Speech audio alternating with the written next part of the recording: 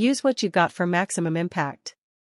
In a world that constantly compares and competes, it is easy to feel like you're not enough. If you are just coming across our video for the first time, please like, comment, share and subscribe.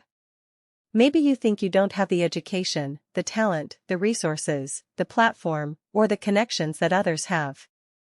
But God never asks you to use what you don't have, He simply calls you to use what you do have. The miracle is not in what is missing, the miracle is in what is already in your hands. In Exodus 4, when God called Moses to deliver the Israelites from Egypt, Moses doubted himself. He asked, "What if they don't believe me?" and questioned his speaking ability. But God responded by asking a simple, powerful question: "What is that in your hand?" Exodus 4 verse 2. It was just a shepherd's staff. Ordinary. Common. Yet when Moses surrendered it to God, that rod performed signs and wonders, parted the Red Sea, and symbolized God's power. The same principle applies to us. What do you have in your hand, in your heart, or within your reach? Maybe it's a voice to encourage someone, a smile to lift a spirit, a skill in writing, cooking, designing, or organizing. Maybe it's time, compassion, or the ability to listen. These may seem simple or small, but when offered to God, they can have maximum impact. The widow's oil. In 2 Kings 4, a widow approached the prophet Elisha in desperation. Her husband had died, and creditors were coming to take her sons.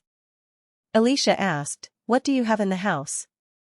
She answered, "Nothing but a jar of oil." That little oil, when poured in obedience, filled many jars and paid her debts. The miracle wasn't in a new supply, it was in what she already had.